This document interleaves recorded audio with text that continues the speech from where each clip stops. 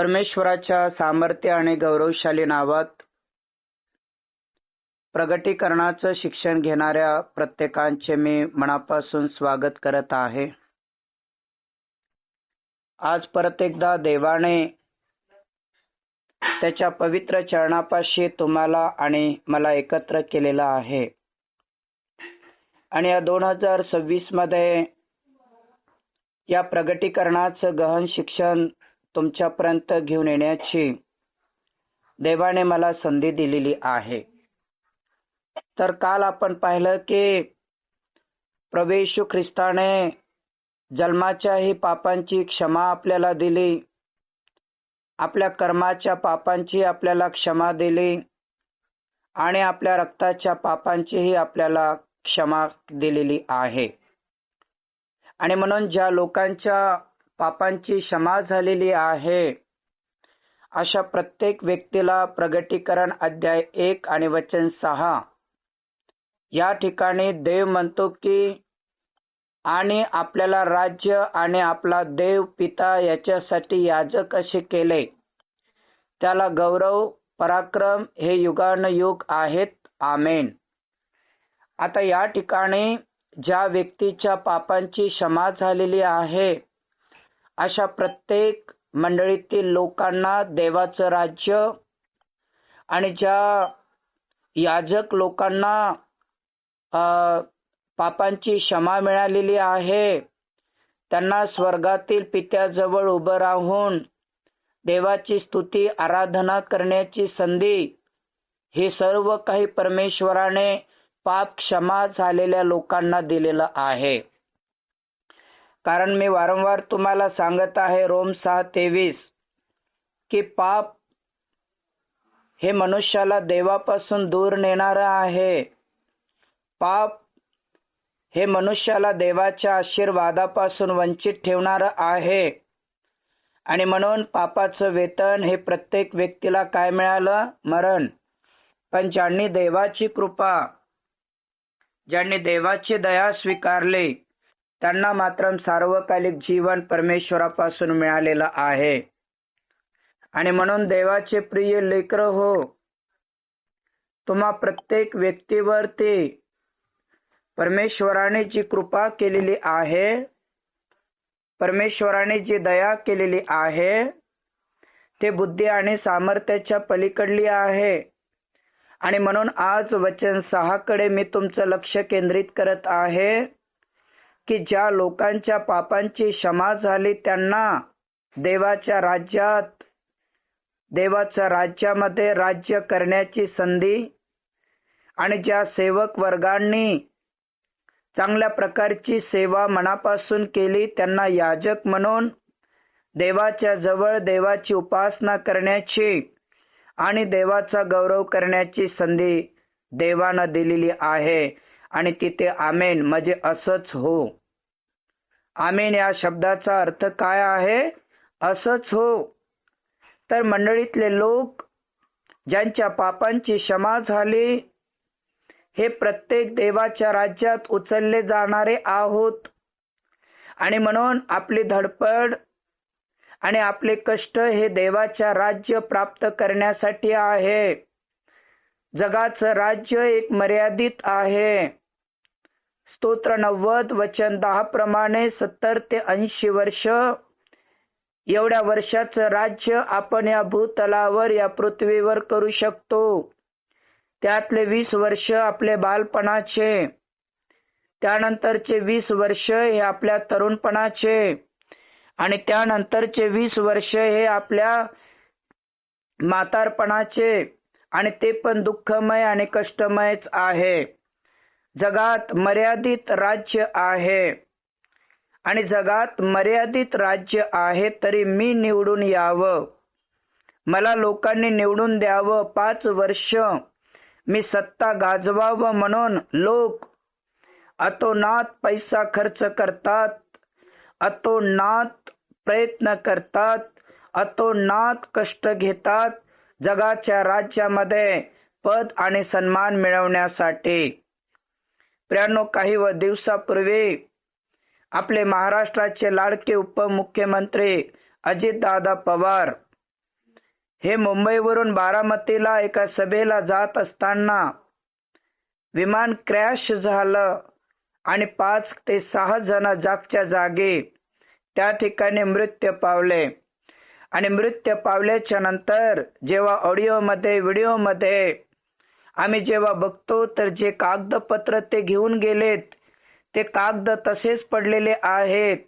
त्यातले काही जळाले काही आहेत, परंतु जे जगासाठी किंवा जगाच्या राज्यासाठी धडपड करणारे होते, ज्यांनी 70 कोटीची प्रॉपर्टी कमावली, 70 पैसे सुद्धा आपल्या बरोबर नेऊ शकले नाही आणि जगाचं राज्य किंवा जगाचं पद त्यांना या मृत्यूच्या बंधनातून वाचवू शकलं नाही.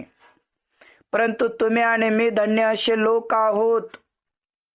तुम्ही आणि मी धन्य असे लोक आहोत की प्रगटी 1 आणि वचन 5 प्रमाणे प्रभू येशू ख्रिस्ताच्या रक्ताने आपल्या पापांची क्षमा झाली आणि प्रगटी 1 आणि वचन 6 मध्ये आता तुम्हाला आणि मला देवाचं राज्य आहे. देवाचं राज्य आहे. मग हे देवाचं राज्य देवाच्या लोकांना, मंडळीतल्या लोकांना, मंडळीतील विश्वासी लोकांना मिळावं ही देवाची इच्छा आहे. आणि त्यासाठी पापांची क्षमा होणं आणि पाप क्षमा झाल्याच्या नंतर देवाचं राज्य प्राप्त करणं आपल्यासाठी फार महत्त्वाचं आहे.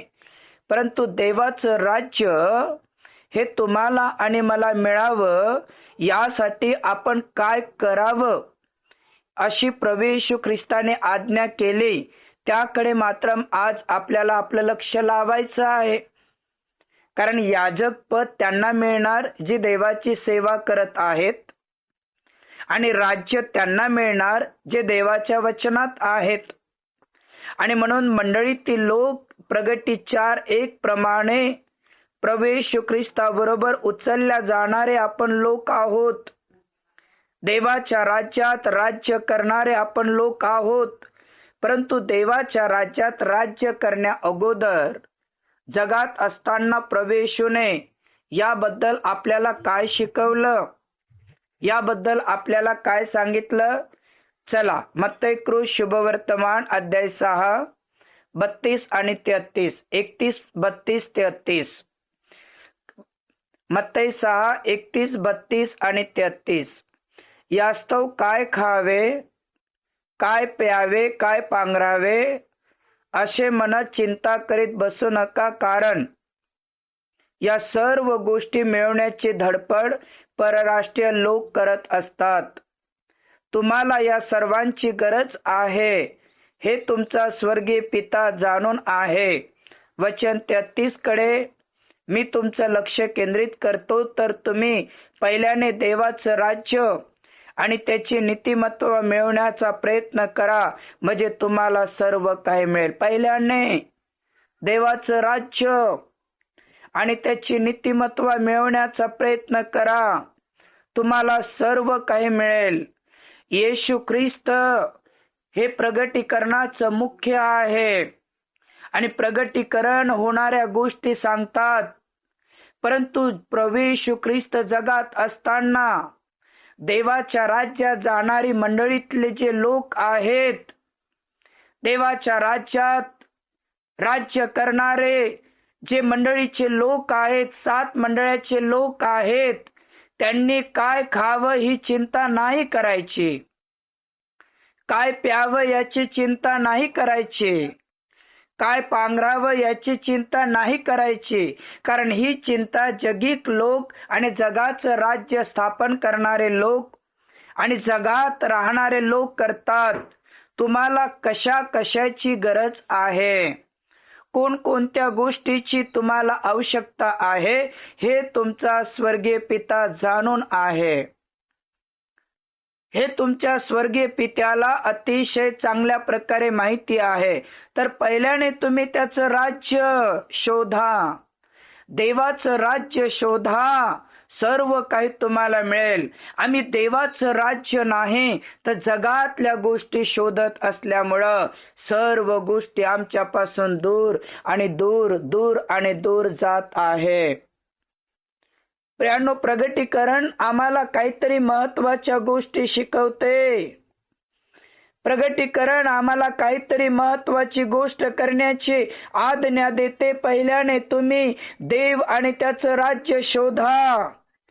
देवाचं राज्य त्याच्या वचनात, देवाचं राज्य त्याच्या आज्ञेत, देवाचं राज्य देवाच्या सानिध्यात राहिल्याने मिळते. कारण खाण्यापिण्यामध्ये देवाचं राज्य नाही, तर नीतिमत्व, सत्यता यामध्ये परमेश्वराचं राज्य आहे.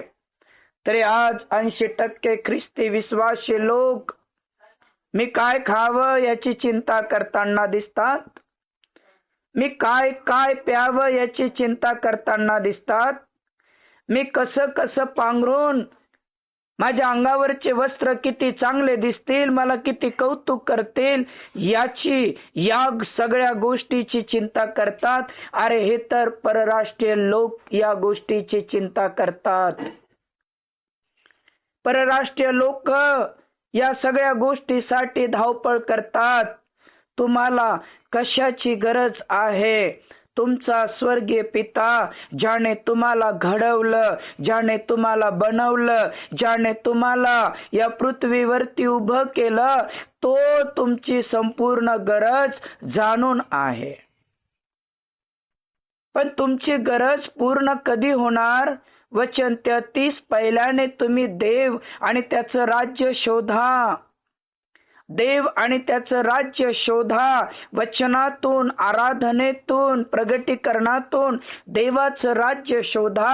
म्हणजे प्रभू येशू ख्रिस्ताच्या गुप्त आगमनात तुम्ही देवाच्या राज्यात जाल आणि त्या ठिकाणी तुमच्या पापांची क्षमा झाली याचा पुरावा देऊन तुम्हाला देवाच्या राज्यामध्ये राहण्याची संधी मिळेल आणि तुम्ही देवाच्या राज्यात अतिशय आनंद कराल. प्रभूला धन्यवाद, प्रभूची स्तुती असो. दुसरा शब्द काय वापरला? प्रगटी 1 आणि वचन 5. त्या ठिकाणी तुम्ही याजक म्हणून राहणार. आता याजक पद हे कोणाला आहे? सेवक वर्गांना आहे. आणि सेवक वर्गांना देवाने काय आज्ञा दिली? सेवक वर्गांना देवाने काय आज्ञा दिली? मत्तय 28 18 ते 20. तर तुम्ही जाऊन सर्व राष्ट्रातील लोकांना शिष्य करा, त्यास पित्याच्या, पुत्राच्या, पवित्र आत्म्याच्या नावाने बप्तिस्मा द्या. जे काही मी तुम्हाला आज्ञापिले ते पाळायला त्यांना शिकवा आणि युगाच्या समाप्तीपर्यंत मी सर्व दिवस तुमच्या बरोबर आहे. मी सर्व दिवस तुमच्या बरोबर आहे. हे आहे याजक लोकांचं काम. हे आहे निवडलेल्या देवाच्या सेवकांचं काम. देवाच्या सेवकांनी जा हा शब्द वापरला. सुवार्ता सांगा, शिष्य करा, बाप्तिस्मा द्या. मी जे काही शिकवलं ते पाळायला शिकवा. मी युगाच्या समाप्तीपर्यंत सर्व दिवस तुमच्या बरोबर आहे. आज अनेक ख्रिस्ती सेवक वर्ग ज्यांनी सुरुवात तर चांगली केली, परंतु शेवट मात्र त्यांचा वाईट होत आहे. अनेक ख्रिस्ती सेवक वर्ग सेवा कमी आणि नको त्या प्रकारच्या गोष्टीकडे जास्तीत जास्त लक्ष केंद्रित करण्याचा प्रयत्न करत राहतात. आणि म्हणून आपण जे सेवक वर्ग आहोत, ज्यांना देवाने सेवा कार्य करण्यासाठी पाचारण केलं, इफिस 1:4 प्रमाणे निवडलेलं आहे, ते याजक लोक जेव्हा पृथ्वीवर जाऊन प्रत्येकाच्या घरोघरी जाऊन सुवार्ता प्रसार करतील,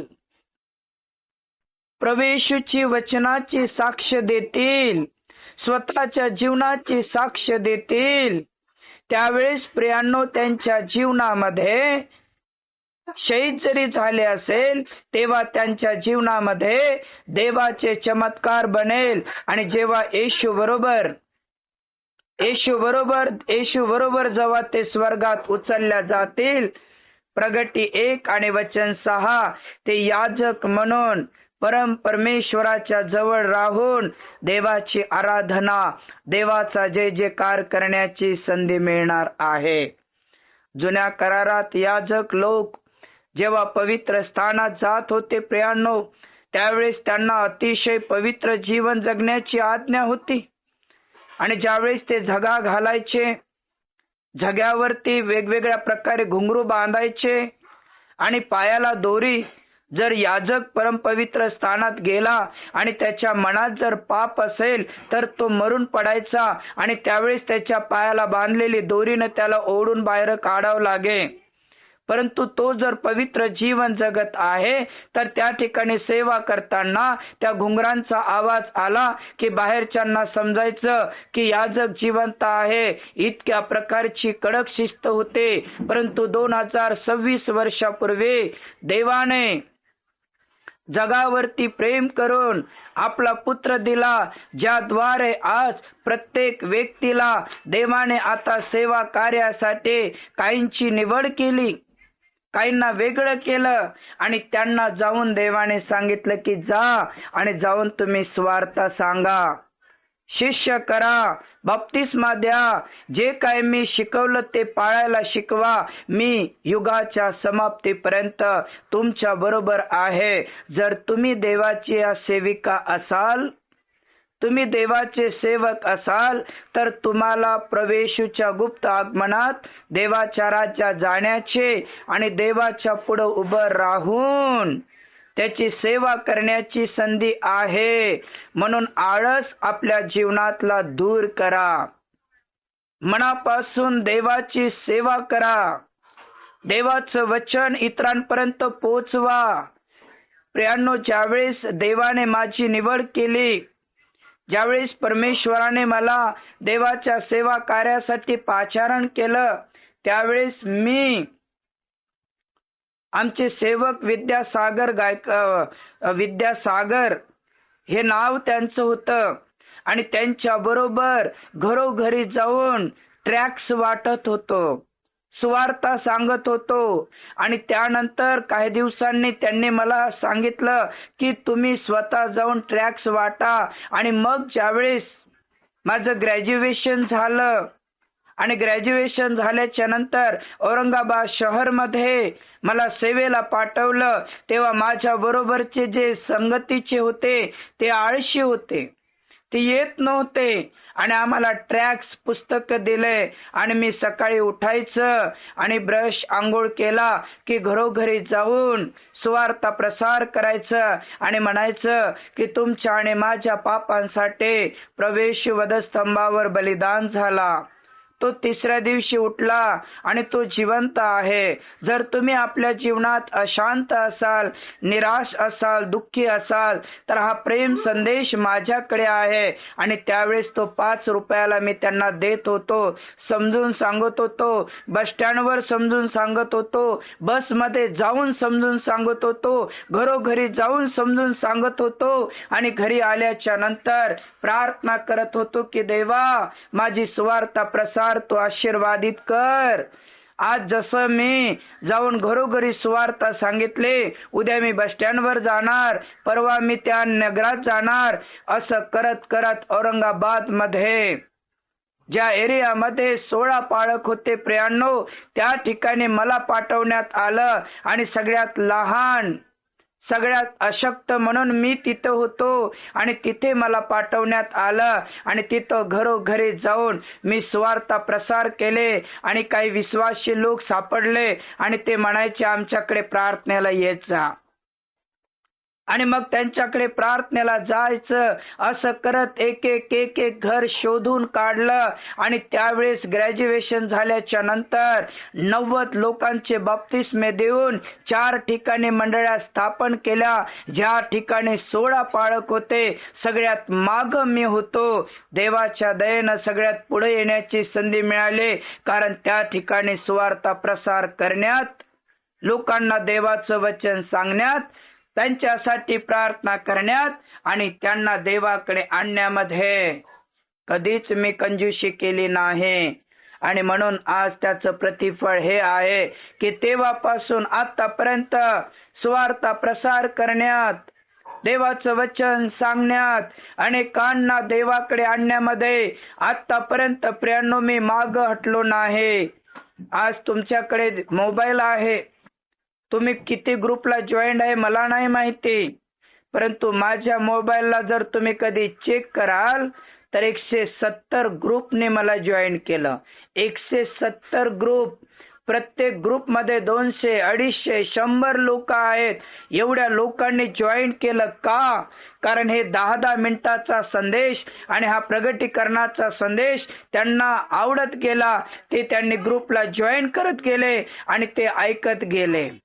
माझे स्वतःचे ग्रुप प्रियांनो, माझे स्वतःचे स्वर्गाच्या वाटेवरचे ग्रुप 17 मला बनवावं लागले. इतके लोक या 10 मिनिटाच्या संदेशाने आणि या प्रगटीकरणाच्या संदेशाने देवाकडे वळाले.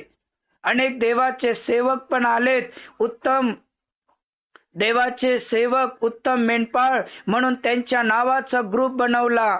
अनेक देवाच्या सेविका पण आल्या आणि उत्तम देवाच्या सेविका हे नाव त्यांना पण देण्यात आलं आणि ते पण त्या ग्रुप मध्ये सामील झाले. असे करून जवळपास 20 ते 22 ग्रुप माझे स्वतःचे झाले आणि 170 ग्रुप मध्ये जॉईन होऊन आज रोज सकाळ संध्याकाळ देवाचं वचनाची ऑडिओ त्यांच्यापर्यंत पोहोचत आहे आणि लोक आशीर्वादित होत आहे.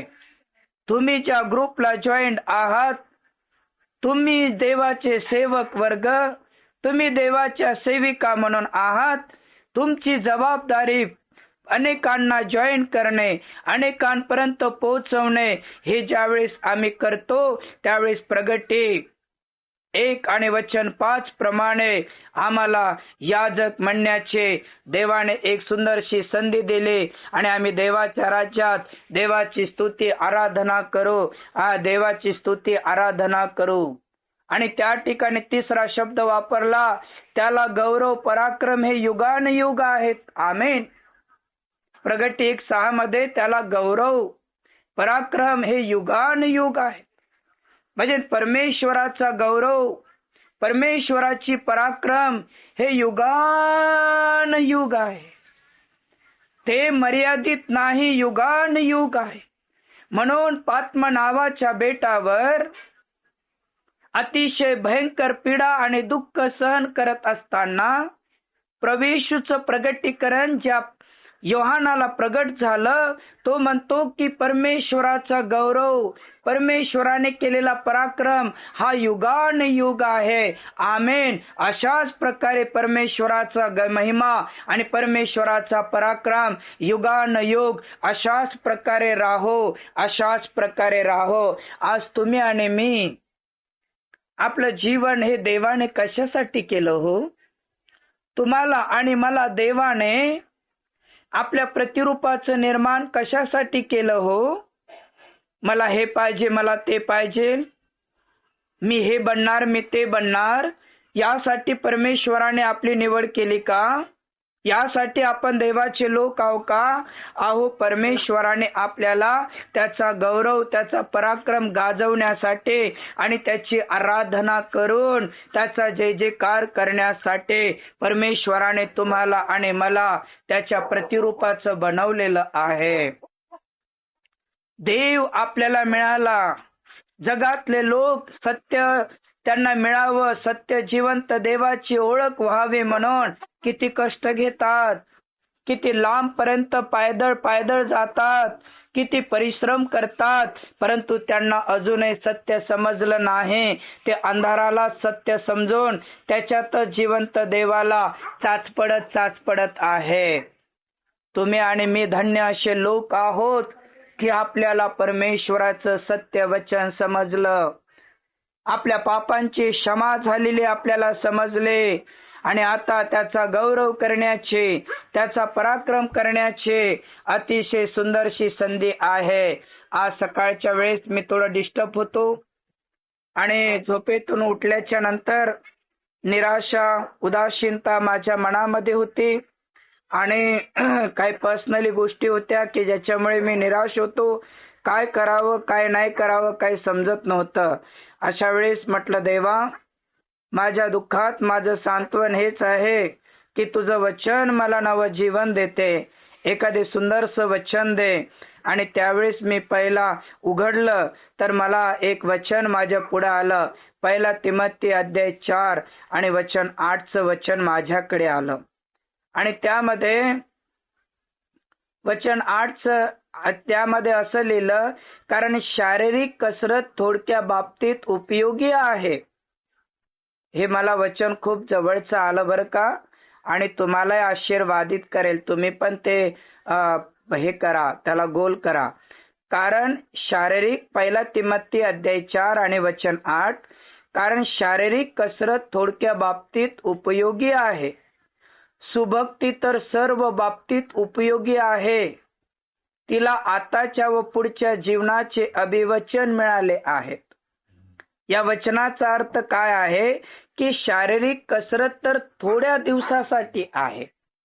हे जे आपली जे कसरत आहे किंवा आपली जे काही परीक्षा आहे हे थोडक्या गोष्टीची उपयोगाची आहे. पण सुभक्ती म्हणजे चांगल्या प्रकारची परमेश्वराची केलेली भक्ती ही तर सर्व बाबतीत उपयोगी आहे. तिला आताच्या व पुढच्या जीवनाचे पण अभिवचन मिळालेले आहे. सुभक्तीला आता पण अभिवचन मिळालं की देव आमच्या बरोबर आहे, आणि पुढच्या जीवनाचं पण अभिवचन मिळालं की तिथे पण स्वर्गात देव आम्हाला त्याच्या बरोबर ठेवणार आहे. आणि कधी कधी आम्ही शारीरिक कसरत झाले, शारीरिक काही वेदना झाल्या की आम्ही डिस्टर्ब होण्याचा प्रयत्न करतो, आम्ही डिप्रेशन मध्ये जाण्याचा प्रयत्न करतो, आम्ही निराशात राहण्याचा प्रयत्न करतो. परंतु हे शारीरिक थोड्या गोष्टीसाठी आहे किंवा थोडक्या दिवसासाठी आहे, परंतु सुभक्ती सर्व बाबतीत उपयोगी आहे. सुभक्ती शुद्ध मनाने केलेली भक्ती, शुद्ध मनाने केलेली देवाची आराधना सर्व बाबतीत उपयोगी आहे. आताच्या आणि पुढच्या जीवनाचे पण अभिवचन आम्हाला मिळाले की सुभक्ती आमच्यासाठी सर्व बाबतीत उपयोगी आहे. कारण पृथ्वीवर परमेश्वराने मानवाची निर्मिती प्रार्थना करण्यासाठी नव्हे तर प्रार्थनाचं उत्तर देणाऱ्या देवाची आराधना करण्यासाठी निर्माण केलेलं आहे. आणि म्हणून आराधनेत, देवाच्या स्तुती स्तवनात, देवाच्या महिमेमध्ये आपल्याला वाढण्याची गरज आहे. अधिक आणि अधिक. शारीरिक कसरत तर थोड्या दिवसासाठी आहे. एखाद्याची शुगर वाढली तर तो 2-3 दिवस परेशान होईल. शुगर नॉर्मल झाल्यानंतर तो परत आनंदी होईल. एखाद्याची बीपी खालीवर झाली तो 4-8 दिवस थोडासा त्रासामध्ये जाईल. त्यानंतर बीपी नॉर्मल झाल्याच्या नंतर तो व्यवस्थित होईल. हे शारीरिक ज्या पीडा आहे हे थोडक्या गोष्टीसाठी आहे, थोड्या गोष्टीसाठी आहेत. देवाचं वचन ऐकणारे कोणी कधी बिमार पडले नाही का? पडलो. कधी आपल्याला थोडे दिवस त्रास झाला नाही का? झाला. कोणाची दाढ ठणकत असेल, कोणाचा कान दुखला असेल, कोणाच्या बोटाला ठेच लागली असेल, बोटाची जखम दुखली असेल, कोणाच्या पोटात दुखलं असेल, कोणाला टायफॉइड झाला असेल, कोणाला मलेरिया झाला असेल, कोणाच्या हाताला लागलं असेल, किंवा कोणाला कोणीतरी दगड फेकून मारला असेल, किंवा कोणी झाडावरून पडलं असेल, कोणाचा हातपाय मोडतोड झाला असेल. थोड्या दिवसासाठी आपली कसरत शारीरिक दृष्टीने झाली आणि थोडे दिवस आपण त्या पिढेचे काढले.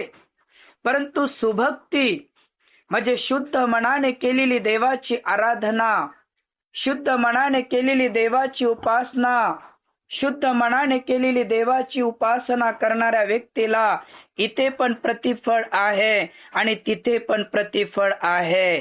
इथे पण देवाचे दैवी आशीर्वाद आहे आणि तिथे पण देवाचे दैवी आशीर्वाद आहे.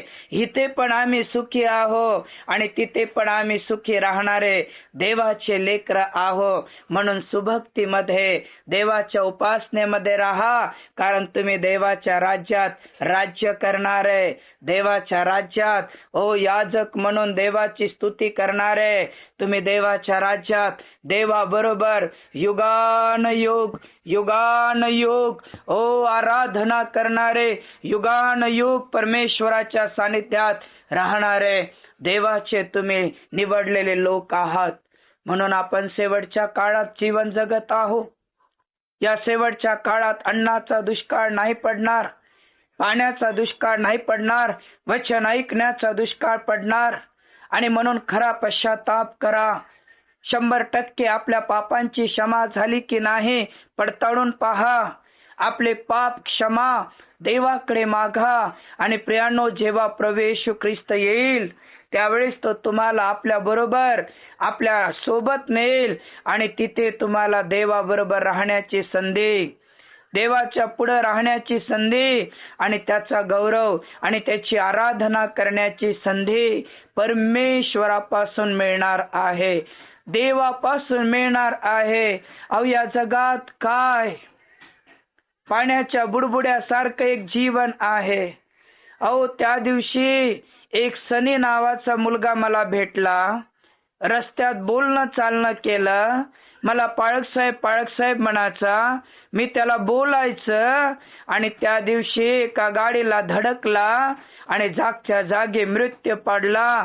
प्रियांनो, हाताचे कितीतरी तुकडे, पायाचे कितीतरी तुकडे झाले आणि जागच्या जागी मृत्यू पावला. आणि आज मी त्या जागेवरती जाऊन आलो ज्या ठिकाणी ज्या ठिकाणी त्याचा ॲक्सिडेंट झाला.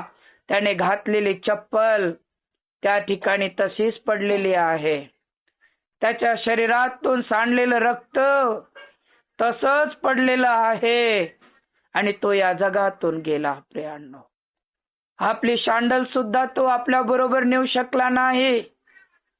शर्टाची बटन सुद्धा तो आपल्या बरोबर नेऊ शकला नाही. पाण्याच्या बुडबुड्यासारखा तडमडत त्याचा जीव गेला. आजही त्यांचा परिवार प्रियांनो बेशुद्ध अवस्थेमध्ये आहे. 22 वर्षाचं तरुण लेकरू जग सोडून गेलेलं आहे. तुम्हाला आणि मला अशाच प्रकारे जगातून जायचं आहे. तुम्हाला आणि मला अशाच प्रकारे या जगातून जायचं आहे. परंतु जाण्या अगोदर मी देवाच्या राज्यात जाण्यास पात्र आहे का? मी देवाची सेवा मनापासून करत आहे का? मी सुभक्तीने परमेश्वराची आराधना मनापासून करतो का? या गोष्टीचा कधी विचार आपण केला का? या गोष्टीचा विचार करण्यासाठी आपण कधी वेळ काढला का? हा विचार आपण मनापासून करण्याचा प्रयत्न केला का? जो तो व्यक्ती जगण्याची आशा धरतो, मग ख्रिस्ताच्या राज्यात कसं जाता येईल? देवाच्या घरात कसं जाता येईल? एक वचन मी तुमच्या समोर देत आहे. मी विनंती करतो, कोणीतरी एक जण स्तोत्र 27 आणि वचन 4 वाचाल का माझ्यासाठी? स्तोत्र 27 आणि वचन 4 कोणीतरी एक जण वाचाल का?